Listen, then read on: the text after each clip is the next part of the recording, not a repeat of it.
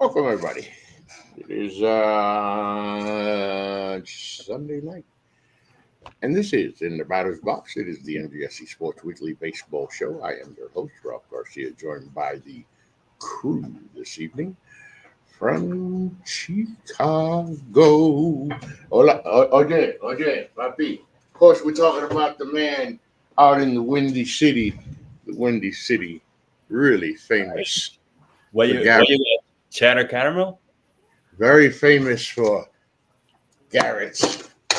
Of course, I put an absolute mammoth hole in Wow. this. Wow. That's the $65 tin for $50.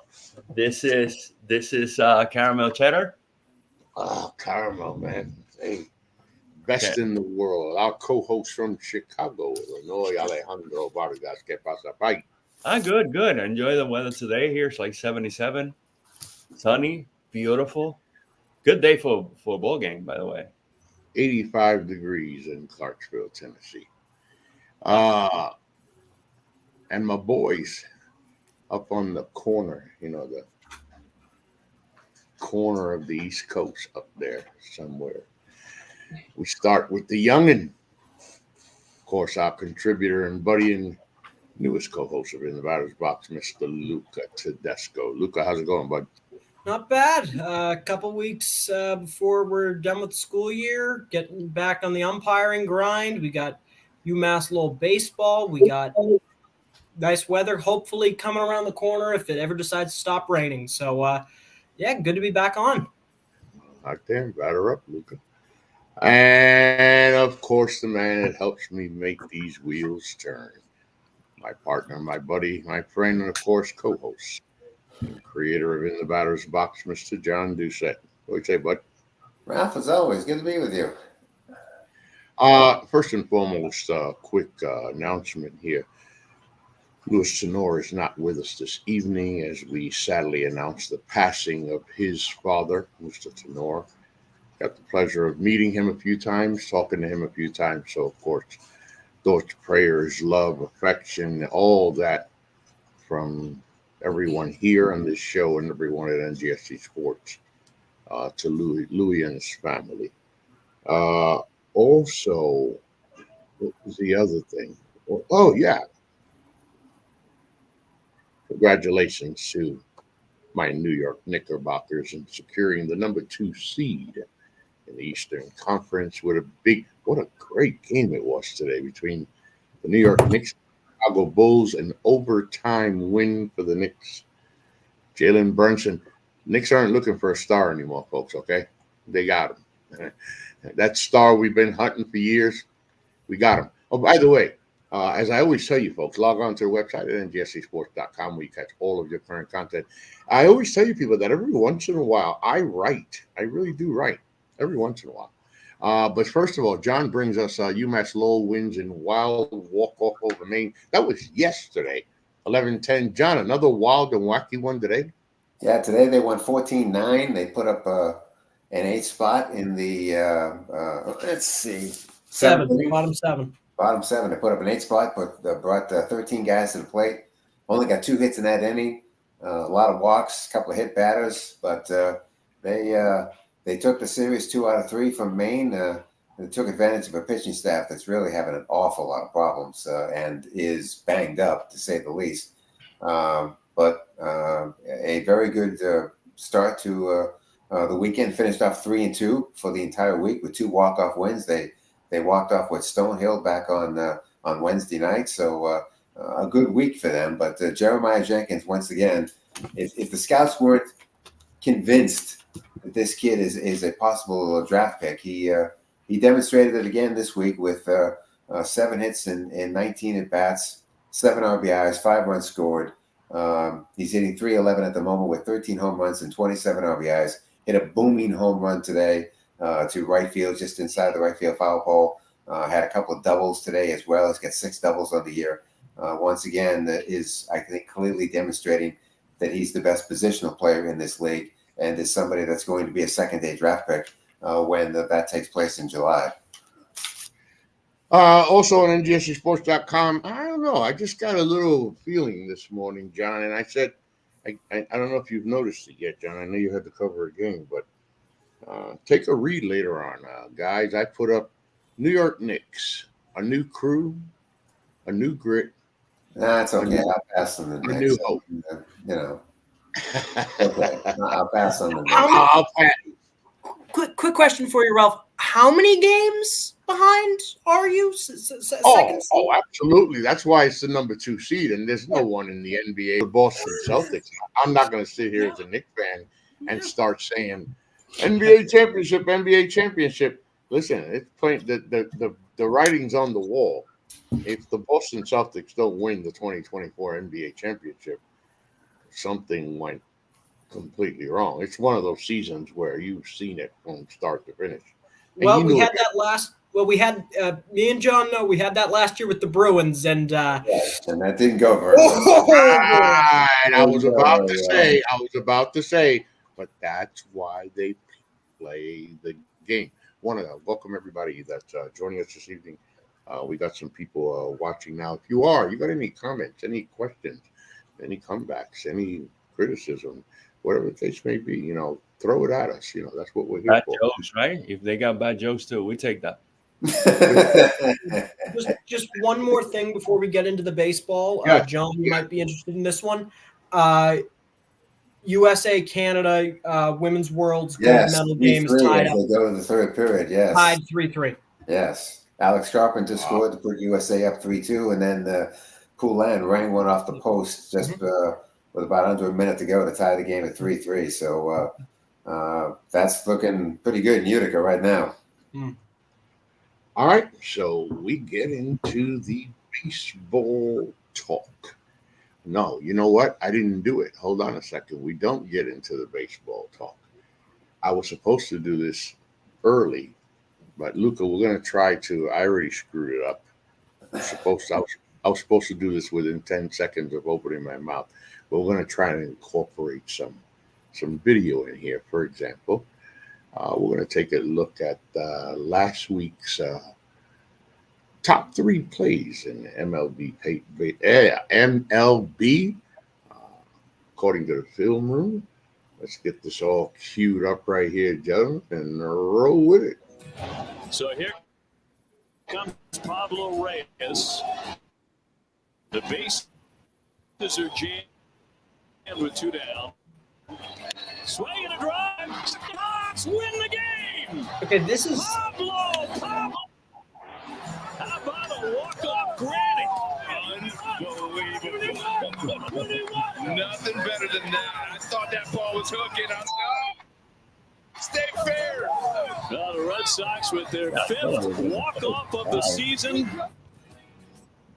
So here's John Singleton getting a start tonight. Singleton hits one high, hits one deep, fair ball to 3-run bomb it is. John Singleton hits his first big league home run in 2,935 days. Oh, he might have done it again. If this stays fair, it's a 5 RBI game for the first time in over 8 years. He's had a career day. Oh, something special here at the ballpark. And Michael Lorenzen, 1 out away from throwing a no-hitter. Popped up, Gallo center field. Rojas sprinting in. He's under it. He has space. Makes the catch.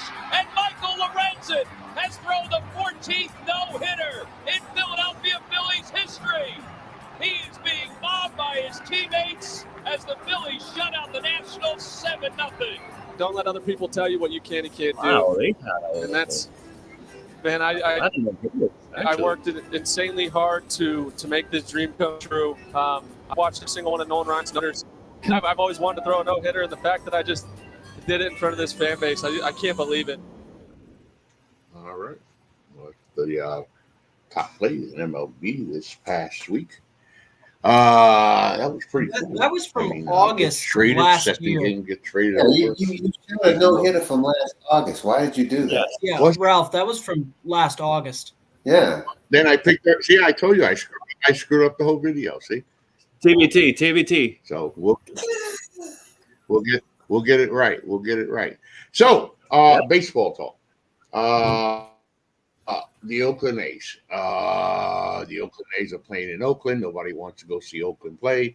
The Oakland A's suck. They can't get any better. Less people are going. It's an embarrassment. The ballpark's an embarrassment. It's in shambles. The Oakland A's say, okay, that's it. We're going to talk to Las Vegas. Las Vegas makes the deal. They're going to go to Las Vegas. Oh, wait a minute. Hold on a second. There was some kind of glitch that's been happening. And all of a sudden, they're going to talk to Oakland again and see what happens. And then all of a sudden, John, I get up. And I literally caught this one by like accident. It's kind of slapped me in the face. They're going to Sacramento? Yeah, the lease expires in their ballpark at the end of this particular season. So they tried to reach an extension with the city of Oakland. The mayor of Oakland threw out a 5-year extension to them with an opt-out clause after 3 years. The A's ownership, led by John Fisher, decided that that wasn't good enough. And so they walked away from that deal. Consequently, the mayor of Oakland basically told the Oakland A's, okay, it's time for you to basically get the hell out of the city, which is what they will do when the season comes to an end. The ballpark that they're moving into is a 10,000-seat ballpark in Sacramento. It does have a grassy knoll that will allow them to bring in another 4,000 people. So the max would be 14,000 that they could potentially play in front of. And they're going to be in Sacramento for at least 2 years with the possibility of a third. Wow. This is how bad it is. I can't wrap my mind, Luca. I'm having a hard time. I'm having a hard time wrapping my mind around a Major League Baseball team playing in a 10,000-seat stadium. At least, wait a minute. I just thought about it. At least when they have an attendance of 5,000. Right, 5,900. I was going to say when they have 5,900, the place will look jam-packed. That's not the thing that I'm worried about. I am absolutely appalled by the A's ownership group. If I am the commissioner, if I were to be playing God Emperor of baseball for a moment, I'd be revoking their rights to the franchise. They had every opportunity to stay in this city, and there's no real legitimate reason for them to leave. They have the ability to, they've been given countless opportunities to build a new stadium in Oakland. They've refused. They've been given countless opportunities to try and extend the lease. They've refused. They are actively trying to sink this franchise because they don't care anymore.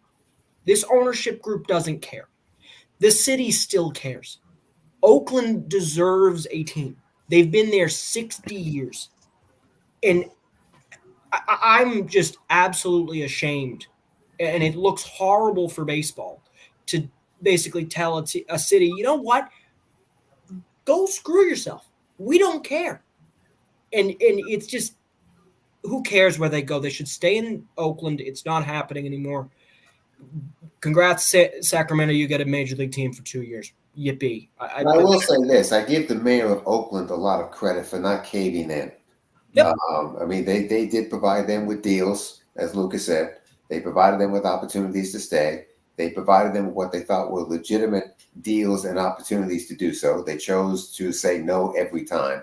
And I think that the mayor of Oakland, I think, deserves a lot of credit in basically holding their ground and not doing something that would have ended up being really stupid.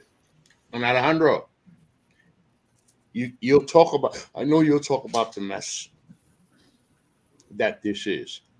But if there's a winner anywhere in this, Sacramento.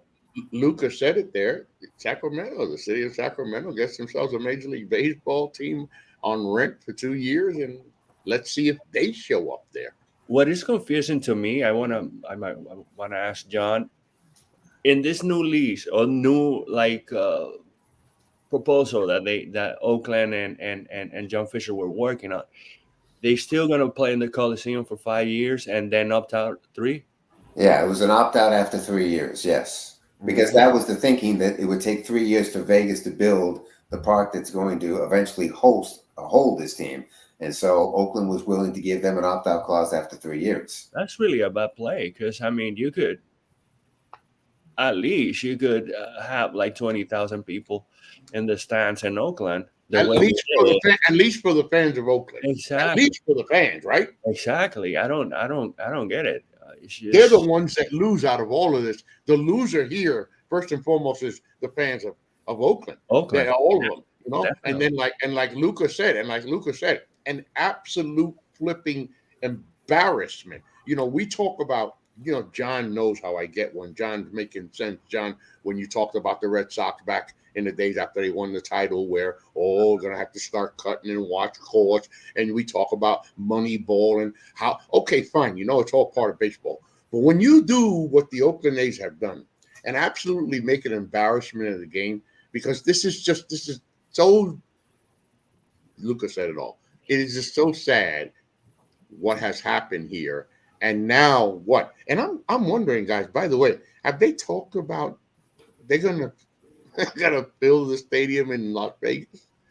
I hope they. You know what I hope they do? I hope they fill it in Sacramento. Go ahead, Luke. I hope they. Here's the thing about the stadium in Vegas. It's not going to be in Vegas. It's going to be outside of the city limits because there's already a minor league stadium, a 10,000 seat, brand new facility. The 51 play there. So that's going to have to move. They just built a brand new ballpark. That's for nothing. Another thing that I found confusing also, the stadium they're going to play in Sacramento is a AAA team. That's correct. You know? So how this is going to conflict? This is going to create conflict because where the Sacramento AAA team is going to be playing. I bet what happens is you have day-night doubleheaders. Yep. From time to time. That, and also I think just sometimes the Sacramento, the River Cats are going to have to go on an away trip. And then long road trips at that too. Because that's who's going to have to take the ball there too, right? Wow. I think it's just they're both going to have the worst schedule in their league, in their respective leagues. Well, the A's are going to have month-long road trips. Now, if you're a ground crew, man, you're going to make a lot of money. A lot of money, man. You're right. But, you're going to live in that ballpark too, by the way. Yes.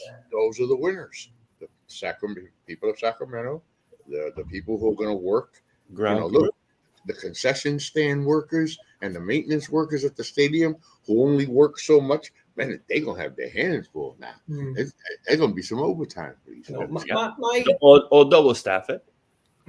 My thing about this is I wouldn't consider myself an A's fan, but I have immense respect for the players and the fans of the A's. And my personal story with this was 2022. And I know I was going to go to a game. I do the student nines, which are like, if you're a college student, you can go to certain Red Sox games for $9 and it's great. And I was going to go to a game against the A's. And I always do my scorecard, as John knows. And I noticed on the sheet when I'm writing in the stats, there's a guy who hadn't played. He's making his major league debut that night.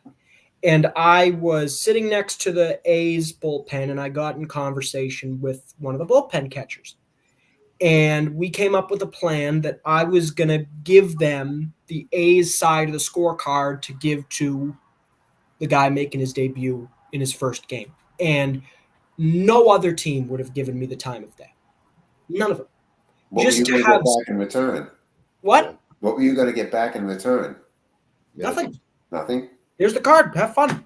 Take it as memento. Because it was the fact that they gave me the time of day.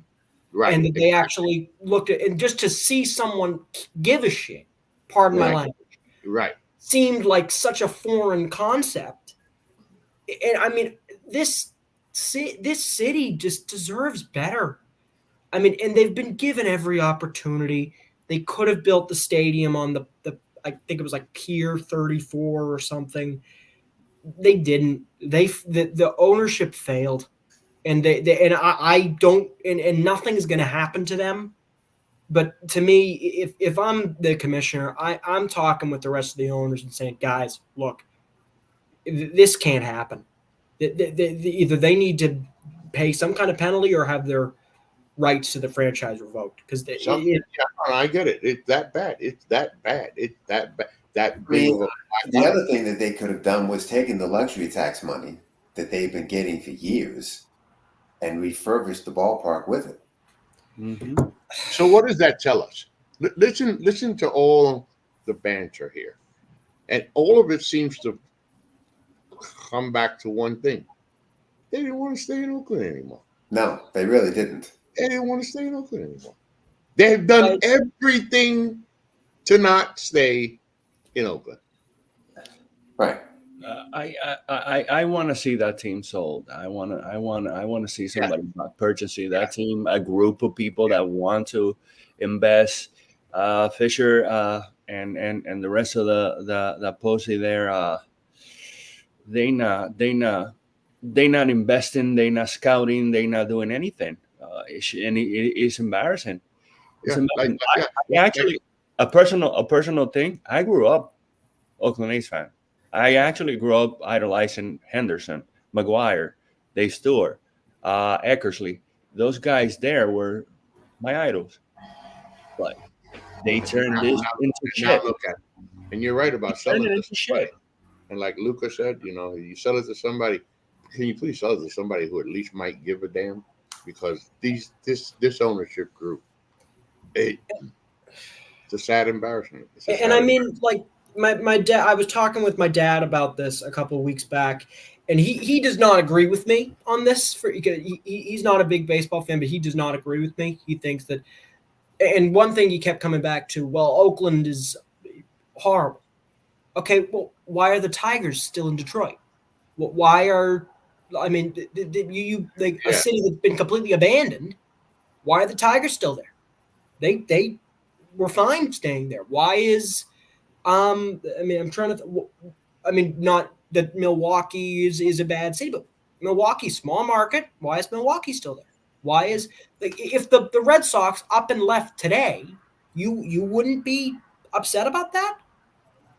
I mean, and I know that's a different 100 years versus 60 years, but still. No, good point. Good point. I mean, Detroit and all the teams, they have foundations. They have a good player development. They have good scouting departments. Oakland doesn't. So, and like Detroit could get away with a couple of years of bad baseball because they working in the background. These people are not doing shit. Mm-hmm. Exactly. So next, imagine being the sidekick, the friend. Someone, I don't like where this is going. Someone that tight. Your boy, your megastar in your country. And the goal is to get him to the big show in America. And he came. And as we've been saying on this show for a couple of years, I always say, Shohei, can you see? And what Shohei Ohtani has done in his first few years in MLB baseball. I remember when we first started talking about him, we were talking about whether he would be able to just bat and pitch, or would he be able to do both? Would he continue to do both? Highly unlikely that he would. Oh, well, Shohei showed us that I'm otherworldly and I can do things that haven't been done before. And so the legacy of Shohei Ohtani begins. Beside him, there's a guy named Ippei, is it, or Ippei? Ippei Mizuhara. Ippei Mizuhara. Ippei Mizuhara. It's Ippei Mizuhara. Sure. Okay. Whatever it is. Close enough. That's close enough. Exactly. Yeah. Whatever it is. Mizuhara. Get that shit right. Mizuhara. I want to get it right. His interpreter, his friend, got access. Now, if it's me, first thing I'm thinking is, okay, I'm not Shohei. I'm Ippei. I'm going to do things the right way. I'm going to stand by this guy's side. I'm going to interpret for him. I'm going to watch his back. I'm going to clean his shoes, whatever. All I got to do for the rest of my life is just stand beside the guy and be his friend. I got it made. I don't even have to play like him. I don't even have to put in the work.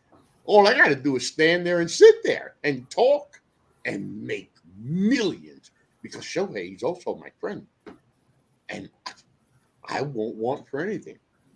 Well, welcome everybody to this this week's segment of the idiot of the year.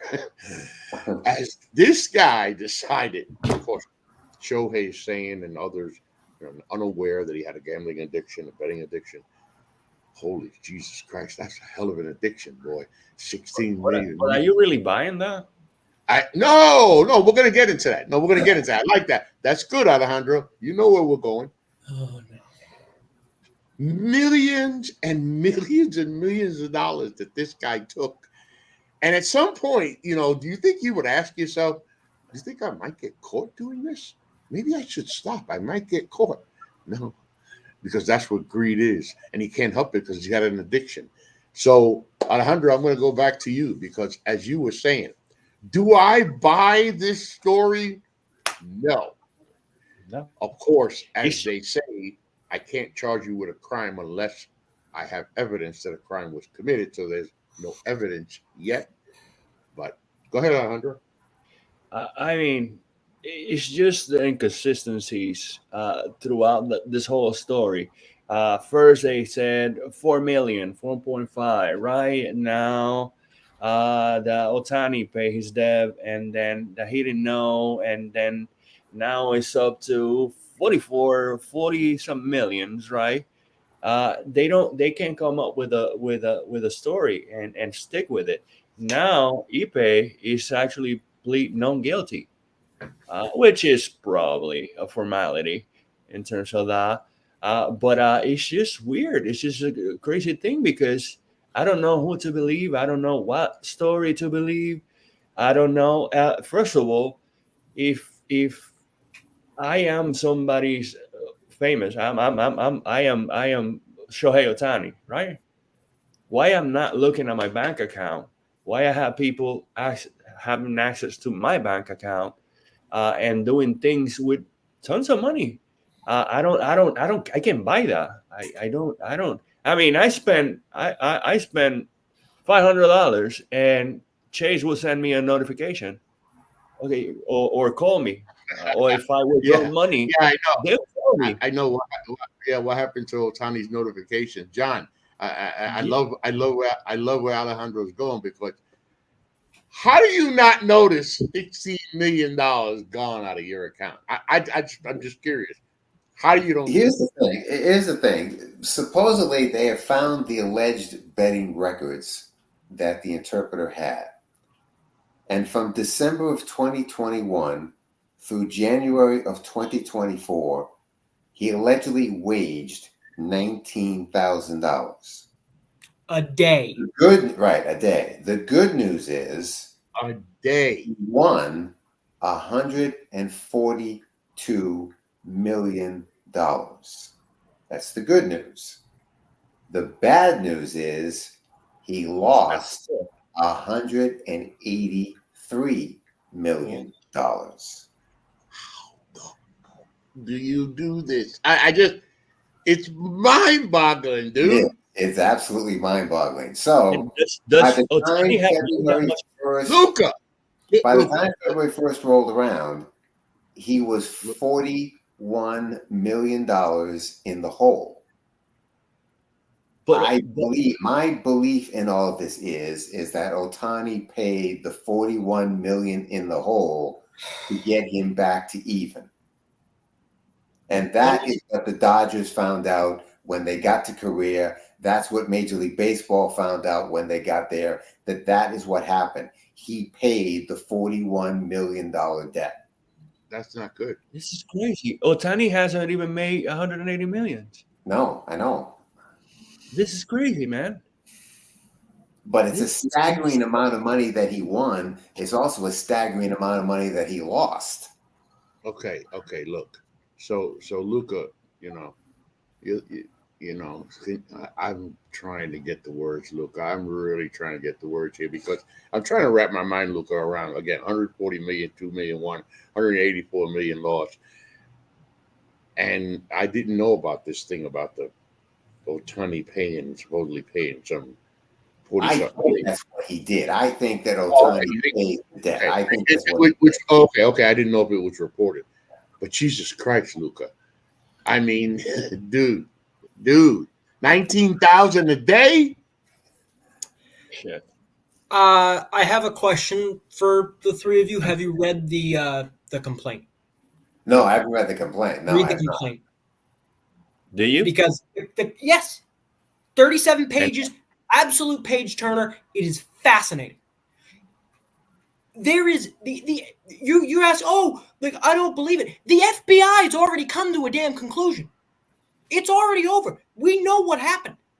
The complaint has been filed. The FBI has completed their investigation. Major League Baseball has basically completed the investigation. It's over. Ohtani has nothing to do with this.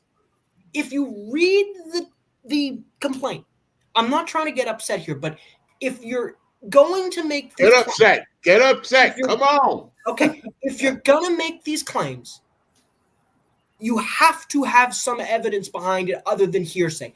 There is a 37-page report that was just released on Wednesday that clears Ohtani of all of this. But that's the good news. He gets cleared. He gets cleared. This is not a Ohtani thing. This is a glancing blow.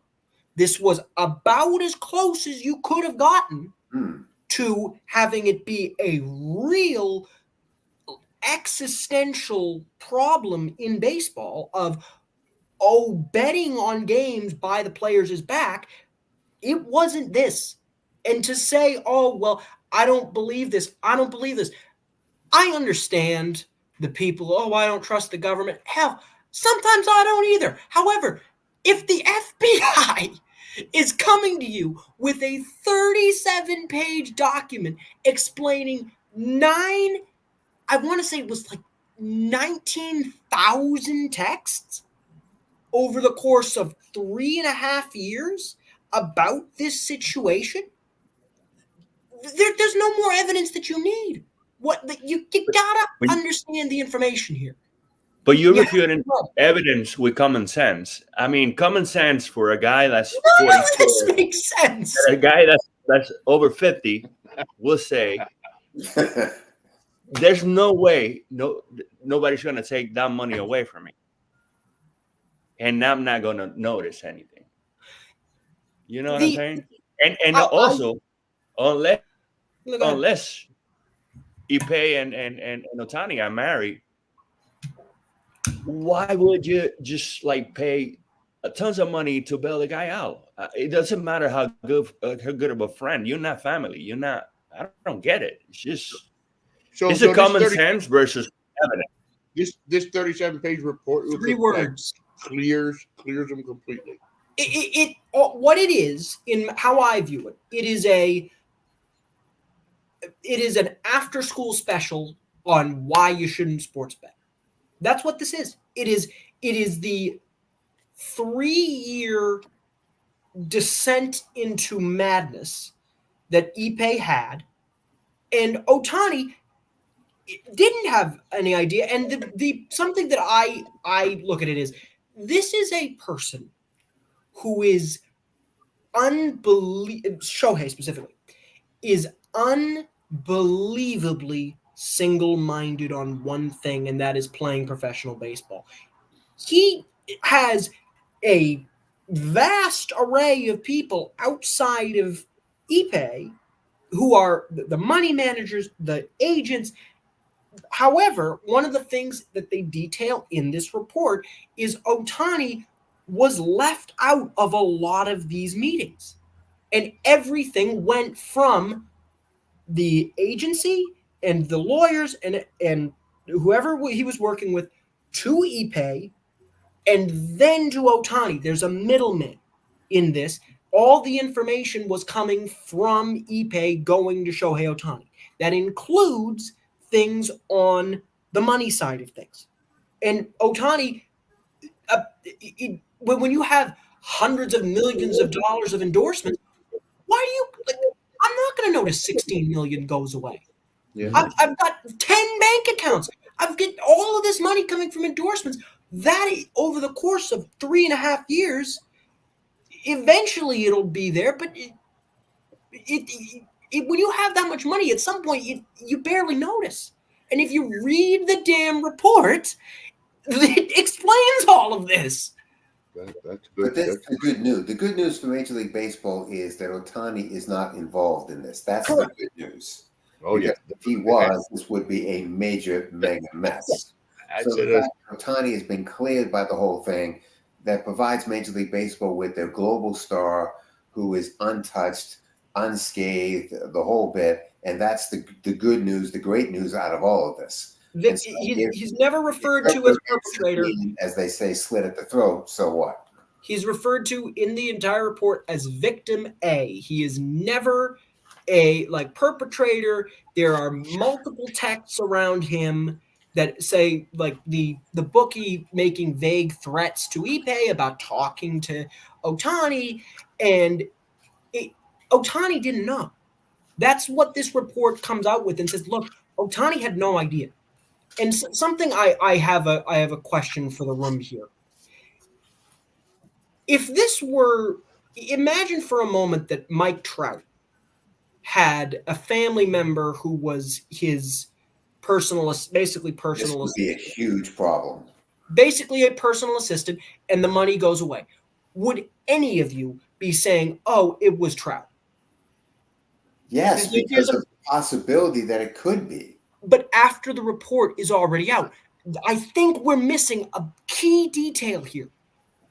We remember has an interpreter.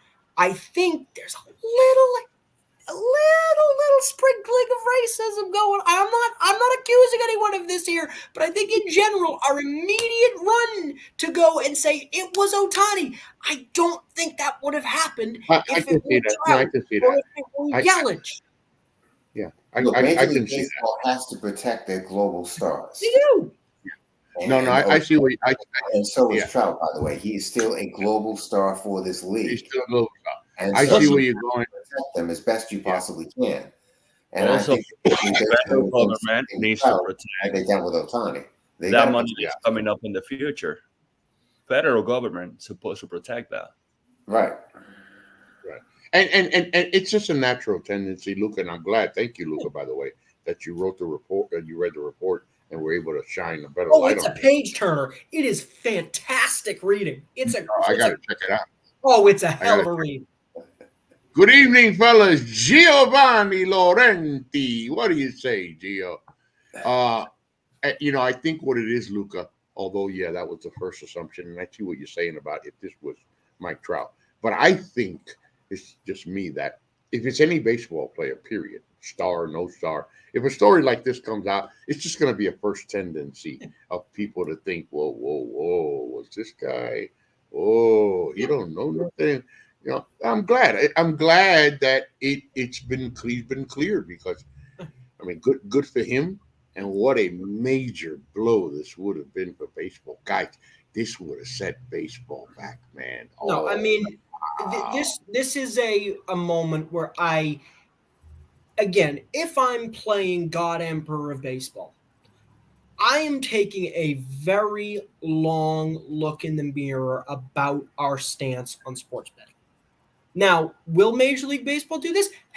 Hell no. They have too much money in this. But I think if baseball were smarter than they are, I think you got to say, look, we got to decide what we want to do with this, because eventually the bad is going to happen. Exactly. Because of course, good way to promote DraftKings. We talk a lot about umpires and stuff, about what happens when whoever I'm not going to say Angel Hernandez because he just sucks at his job, but like for whoever it is, Joe West comes back for some reason, and he decides, I'm gonna just like I might have a guy who I bet the under that he's gonna get a hit today. There's a close play. I might bang him out even if he's safe. Then we have an existential crisis on our hands when it comes to baseball. This was a glancing blow, but you can bet anything now. Baseball should be taking a very long look in the mirror. Will they do it? No, they should. Actually, all professional sports really should. Oh, very good, John. All professional sports. So we've been off for a few weeks, and but that doesn't mean that things haven't been happening in baseball. As a matter of fact, Giovanni, busy here, he says, I say the Cardinals are really bad now, and the Royals are good. It's like we're living in a baseball twilight zone. And Angel Hernandez is an easy target. Yes, the Cardinals are bad. Gio, I tell you, I love following you on Facebook because it's like, if the Cardinals are playing, Gio's watching. So it's like I don't have to worry about watching the game. I just watch Gio's Facebook feed, and he just tells it all. He tells it all right there, and I love it. Come in, Gio. It's not just the Cardinals that are bad. I mean, look at the Chicago White Sox and the start that they've gotten off to 2-13, worst 15-game start in franchise history. They just got swept by the Cincinnati Reds, in which they got outscored 27-5. I mean, that's a ball club that just can't do anything correct. And you got to wonder, what does the future of this franchise hold? At least the immediate future, not very good. And, how long is it going to take for the White Sox to even begin the process of turning this thing around? Yeah, it's pretty bad out there. Don't smell too good on the south side of Chicago, huh, puppy? No, not at all. I mean, they've been hampered with injuries too to two key players, which is Eloy Jimenez and Luis Robert. It's just a mess, man. There's some good things happening, like Eric Crochet, having a fantastic start as a starter, moving from the bullpen. But other than that, it's just pick your poison. Eventually, they talking about moving to the Loop, actually. So that rebuilding process is going to take a while. So they could endure a couple of years of sucking, I guess. But it's just bad. I just love watching the Cardinals get throttled by a former pitcher from the Cardinals system. Crazy thing is that the White Sox had the largest window to be great, and they squandered it. Yeah, good point. Good point. I think one of the good of the first couple of weeks has been the Pittsburgh Pirates, especially their ability to win on the road. And it has provided them with an opportunity to keep Paul Skeens at the minor league level, maybe for longer than most people would have thought. It looks like he's going to be able to stay there at least until the beginning of May before they may have to make a decision on him. The longer he can stay at the minor league level from a financial point of view, the better off the Pirates are. And the best team in baseball is the New York Yankees. I'll tell you what, the Orioles are right there with them. Yes, they are. Well, the Yankees are sitting at 12-4. The Orioles are 2.5 game backs at 9-6. But what a start! What a start for those Yankees. Surprisingly, they've been pitching good. I thought that the pitching was going to be like the biggest, like the Achilles heel, and they pitching well. And the dynamic of the lineup is incredible. And we all knew this, that they're going to score runs. Right. They have a stacked lineup, but they're going to look scary once Gleyber Torres start hitting it, and some of those other guys that are not hitting. But the pitching is just surprising me. All around. I mean, they're doing a great job. I still maintain that the pitching of that team is going to be its Achilles heel. I think you would think, You would think in the long run, yes. But Without so Cole, without Garrett Cole, like Without I Garrett was, Cole, I was not expecting the Yankees to be this good. no. Or Michael King. What the Orioles are doing is pretty much picking up where they left off last year.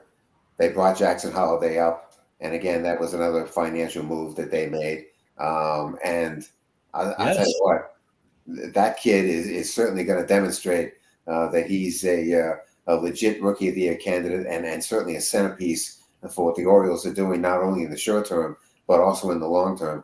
That team, I got the chance to see them this week because they were here in Boston playing the Red Sox, and there is no fear in this team. No. It doesn't matter situation. It doesn't matter what the score happens to be. Their ability to flip games in a heartbeat is what really is becoming the most impressive part of what they're doing. They're the best. They're the best travel ball team in history. Every single one of them looks like they came straight out of like a U15 travel ball team, and I love it. It's just. Jackson Holiday 0 for 13. He shakes the 0 for 13. He gets his first hit, starts a winning rally. Welcome to Major League Baseball, Jackson Holiday. It's been reported that even during, because something that you said that, Luca, the way this team is, it's been reported that even during his 0 for 13 debut, the kid was cool as the other side of the pillow, as Scott would say. He grew up in Basel. Let's not forget this. I mean, he grew up in a clubhouse, and you know, it's on his DNA. He got to be cool. He's the coolest kid in there. But what I like about the Orioles also, like, it's not only Holiday, it's not only Gunnar Henderson. It's a lot of guys like Ryan O'Hearn, Austin Hayes. Same Cedric Mullins, same Mountcastle. I mean, guys like that, they chip in, and I like the unison that they have in that clubhouse.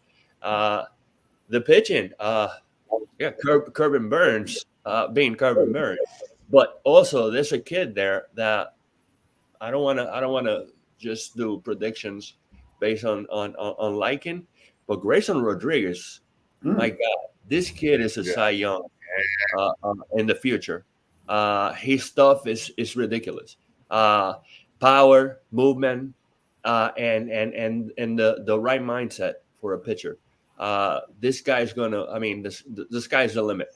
And when you have all that, I mean, it's hard to lose games. And they're not really losing them. The pieces just fit, and that, I think, is the best way to describe the Orioles. The pieces fit. And also, let's not forget, they have a surplus. I mean, Norfolk Tidewater, cried out loud, they could compete with a major league team.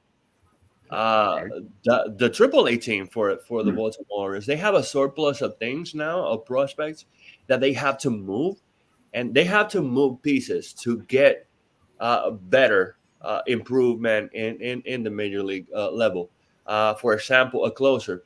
When you have a team that have the resources to do that, to pull any kind of deal, man, the sky is the limit for these people. And that's why I believe the Orioles will end up being the best team in the American League. And I do think they will create the distance between themselves and everybody else. And I think the lessons that were learned in the playoffs of last October will benefit them when they get there this time. This could also be the first successful tank job we've ever seen. That where it actually went from the Marlins did it a couple of times. Wait a minute. Luca, you mean the Orioles? Yeah. I mean, boy, if they tank this with what they have. No, he's saying in the past. That this is success, that the tank ended up working out. That Okay. Because I was gonna say, but if they tank this, they need to be disbanded. Also, the Royals not long ago did the same thing. No, that was Royal Ball. That's a different thing. Why it worked out, because they drafted as well as they did. They developed as well as they did. The blueprint that they put together to create this monster is really the blueprint that all major league teams And should. remember, John, what we've talked about, John, it was the drafting, but more than the drafting, it was the developing of these players in that system. That was the key here because we've seen teams do this before. You get good drafts, you make a couple of good picks, but you don't develop the players. Right. The job that the Orioles organization has done developing these players has just been unfreaking real. By the way, John, you brought up Paul Skeens earlier.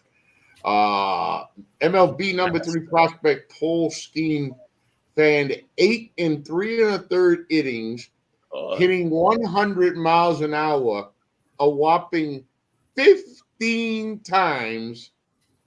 He has struck out 19, allowed only 4 hits so far. Jeez. You got it. What? Well, look, hell, we saw Paul Skeens last year at the college level and what he did. We saw him in the College World Series and what he did. So we all knew the talent that this guy possesses. And as I say, the fact that the Pirates have gotten off to the good start that they've gotten off to has allowed them to keep him at the minor league level until they really need him, whenever that ends up to be. Now, it could be in May, it could be in June, who knows what it ends up to be. At some point, Skeens is going to show up. But the fact that they've been able to keep them there for as long as they have ends up being a good thing for them financially. Oh, Gio, by the way, that Green Monster is going to work wonders for It sure Tyler. is. I mean, it's already working rather well for Tyler O'Neill. He's done very well for them in the middle of that Red Sox order. He's played a very good right field for them as well. That's going to turn out to be a very good move that Craig Breslow made when he joined the ball club. Let's get to Gio real quick. I also want to add that Tyler O'Neill is excelling in a contract year. Yeah, go figure, right? Yeah, it's always a contract year. Alejandro, I love it, actually. I love that the fan attendance is going down in St. Louis. That way, that you're sending a signal. You're sending a signal to management. You gotta make changes. Well, when the A's do it, they don't care. But the A's are not the Cardinals. Right. The Cardinals are being in top of baseball for 20, 25 years. Yeah, that's a different monster in St. Louis. That's a different monster in St. Louis. You can really, I mean, last year with the team that they have, they averaged 40,000 and change actually with the year that they had, and the fans are fed up and good for them. They standing up for what they believe. They got to make changes. The president of operations is like, calling out the fans and not acknowledging his flaws and things. You don't do that to the fans. Especially in that town. Especially in St. Louis. The fans in St. Louis are pretty smart. They know baseball. Yes. Hey, I want the Sacramento A's are going to draw. Well, about 3,000. 10,000. Yeah. We talked about that, Gio. They're in a 10,000 seat stadium, right? So if they draw 6,900, it's going to look like the place is almost jam-packed. So, the benefit here, Gio, is the people of Sacramento. They got a professional team. The crews at the stadium are going to have plenty. The ground crew is going to have plenty. There's going to be plenty of work to be had in this stadium. Other than that, now let's hope that the people of Sacramento don't say we're supposed to do what? Support a team from Oakland just because they're here? That could end up being very interesting if they decide not to, because they know it's only a short-term situation. Right. Listen, they could just turn around and say, screw this. We're not going to the game either. And we could just watch 2 more years of embarrassment. Oh, this could be bad. This could. Yeah, you can turn about it. One thing for the going back to like Tyler O'Neill and the Red Sox, they don't completely suck. The Red Sox don't totally suck. I will say this, Luca. They've got middle infield problems. It's close to almost totally sucking, but it's not total sucking, which is, in my book, this year is a win. I was expecting it to be like really bad, but it's It's only pretty bad. There is no now. We don't have a second baseman, No and we shortstop. don't have a shortstop, and at this current moment, we don't really have a third baseman either. But look, we have an okay pitching staff. First base is awesome because Tristan Casas is there. The outfield looks all right. I will take that. I thought this was going to be really awful, but it's only kind of awful. I will say this about the pitching staff. I think it's a little better than what Lucas suggested. I think it's above average at the moment. They surprised me too. Whether it can stay there or not remains to be seen, but they've been above average for the time being. They surprised me too. Yes. I mean, guys like Whitlock, Right. Pivetta, And the bullpen isn't awful either. I mean, the good thing about the Red Sox is that they have this guy's an Ivy League PhD guy plus a baseball player, Craig Breslow, Right. one of the smartest men Mm-hmm. you could find, and he knows what Bloom and the system did before. I mean, now you have resources to play with. That's another team that they could pull out any deal they want because they have the prospects. I mean, guys like Kyle Teal, it's untouchable. Marcelo Mayer, Roman Anthony, right? You don't touch those guys, but you could play around with the other backhand of stuff and get some good quality in terms of the deficiencies that they have. I don't think this would be a bad summer in Boston. I do think. No, I don't. Someone that has I like possibilities. It's got possibilities. I'm excited to get to my first Sox game. I'm excited to see how it, because I honestly thought that this was going to be an unmitigated disaster. Well, you could be a Marlin fan. Going to Fenway Park is never a bad thing. You could be a Marlin fan. I could be a Mets fan. Yeah. There you go. Oh yeah. Or an A's fan, right? Yeah. Sure thing. So Looks like nobody in the American League West wants to play. So how are those Mets? No, surprisingly, Houston Astros are horrible. Maybe age is finally caught up with it. Maybe, the mix being together is finally caught up. Maybe they just need to basically take it with it and do something. If they keep it that way, Spada's going to be gone by May. Yeah. Yeah, they're going to have to bring back Dusty Baker. Yeah. And I don't think he wants to come back. I think that's the issue. No, Dusty Baker, he deserves a very long retirement. And very long. Yes, he does. Yet, very well said, Luca. Yes, he does. After an 0-5 start, my New York Mets have gone 7-3. So to see my Mets 2.5 games, yeah, it's not bad. To see my Mets 2.5 games behind the division-leading Atlanta Braves after starting 0-5, and what a horrible 0-5 start that was.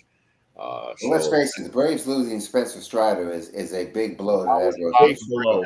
That is a big blow to them. Yes, big blow. But they don't know whether Chris Sale can make it through the year or not. So that can end up. I mean,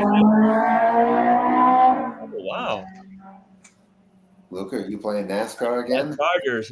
No, it was just outside my window. Sorry. That sounded cool. But that losing Strider is huge. That's a loss. I mean, they have Marcelo Zuna carrying that whole team actually on his shoulder. But other than that, I mean, Matt Olson is going to put numbers, and eventually Acuna is going to come around. But the pitching without Strider, I mean, they have some guys, Waldrop, they have Smith Sawyer, that they could potentially be good starters, but they not Spencer Strider, and that is scary for the Braves, especially when you have a Philadelphia team that's intact rotation wise. It's going to be a big loss, but do the Braves? But the Braves have enough. The Braves appear offensively, yes.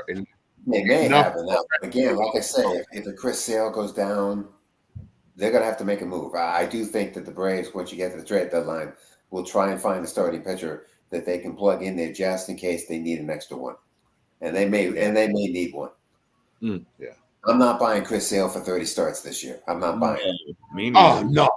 Oh no. No. And Yeah, that's the problem. If you're not going to buy Sale for 30 starts, you're going to need another one. oh no. I'll use some of John's money and place that bet. Absolutely. Absolutely. Make sure he don't yeah. notice that you're taking. Yeah, exactly. Yeah, make sure. Yeah, I won't get 16 million, John. I'll leave the bulk in there. So we reached that time where we want to get our college baseball on. John, Dallas Baptist, a baseball school in Texas, a school where baseball basically is how do they say, it's bell cow. A college baseball program joining Conference USA here in 23. And we have watched the last couple of years this Dallas Baptist baseball team become one of the baseball powers in college baseball, John. It's amazing because it's the only sport that this school plays at the The Division only sport. One. No, that's it. Now, they're a 26-8 team at the moment. They took 2 out of 3 from Air Force this weekend. They've got a 7-5 road record, and at home they're 17-2. The other good news is that against Power 5 teams, they're 6-2, which is going to help them with their resume when it comes to May and another trip to the NCAA tournament, which, by the way, they have made 9 straight times. It's a program that 8 out of the last 9 years has won at least 40 games. I mean, you're playing in Texas where you've got, Texas A&M, Texas Tech, a lot of very good college programs that are there. And yet this program has not only been able to establish themselves, but has been able to recruit good baseball players to allow them the opportunity to not only compete across the country, but compete with teams in their own state that are easily as good as them, if potentially maybe even a little better than them. A team ERA of under 3, actually 3.62, and a team batting average of just under 300. This program has really, I think, created a very interesting model. Again, we talk about models. I think a very interesting model that other programs across the country probably need to look at a bit more seriously than they do, because it works. Currently sitting at number 15 in the D1 baseball rankings, to Dallas Baptist College. This past week, John, speaking of Texas A&M, along with Tennessee, had perfect 4-0 weeks. Arkansas, of course, remains the number 1 team in the country. Clemson at number 2, Texas A&M at 3, Tennessee at 4, Oregon State at 5. Vanderbilt had a rough week, 1-3 week. They had a rough week. Duke, Kentucky, East Carolina, and Florida State. Florida State had a good week, John. Tell you what, Florida State is going to be the team that most people, it's going to sneak up on them. I mean, Jamie Arnold is one of the best young pitchers in college baseball, with an earned run average of under 1 at .093 going into this weekend. This kid is dominating every time he goes to the mound for the Seminoles, and is really becoming a glorified ace, not only for that team, but really in that conference. And I see the first 64 team field projection. It was done by Baseball America, and they've got Florida State as one of the 8 national seeds. And I think it's justified, because they are really that good at the moment. They can pitch, play defense, and their offense is pretty damn good. Nobody is really paying attention to what the Seminoles are doing, and it's unfortunate, because that's quite a team. North Carolina, by the way, is another one. The Tar Heels are another one that's also playing off as well, and I do think it's a team that could sneak into that top 8. Continue doing this as the spring goes along. And Wake, of course, still trying to find their way out of these muddy waters they got themselves into early, John. They took 2 out of 3 from Boston College this weekend. Burns on Friday was just on fire. That kid was throwing 99 miles an hour. and just mowing through that Eagle lineup. Now, yesterday, Boston College came back and got it done with Christian Leary hitting a walk-off home run to help them win. And then, unfortunately, today, Boston College lost, and so Wake takes the series. But if that Wake Forest team is not a national 8 seed, which I don't think they will be, that's going to be a very dangerous team if they make the tournament. I got a chance to watch Texas A&M Vandy this week. A&M looks unbelievable. Yeah. I mean, they rocked Vanderbilt in that first game. I mean, they just absolutely hammered that starter at the beginning, and it just continued to spiral for Vanderbilt from there. I understand this was probably one of the biggest series of the year in college baseball was going to be this A&M Vandy series, but I mean, A&M looks unbelievable. They're playing great baseball this year. Yeah. They're playing great baseball. I also the primary reason I was watching that was because one of my friends was one of the umpires in that crew, which was the all-star crew. They sent out I think all 4 of them are former minor league umpires. That's pretty cool. But real fun. I mean, that was a fun series to watch for if you're an A&M fan, especially. Yeah. All right. Well, that's how we sit right here this week in baseball on In the Batter's Box. I get to now take it around the horn to the guys and ask Mr. Luca Tedesco. Luca, what are your final thoughts? Don't bet, folks. I mean, if you do, Don't drink and drive, and don't bet.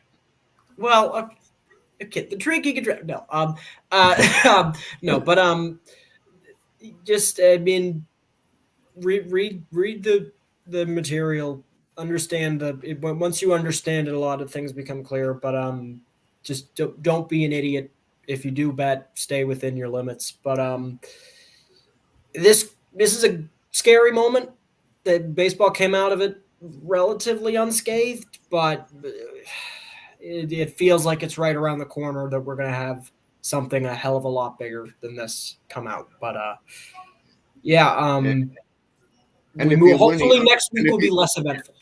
And if you're winning $142 million, or at least you're on the way to winning $142 million, you might want to stop, take a break. Put some money away. I'm still trying to wrap my head around how you can win $142 million and then lose 183. Yeah. When you have an addiction with basically an unlimited fund.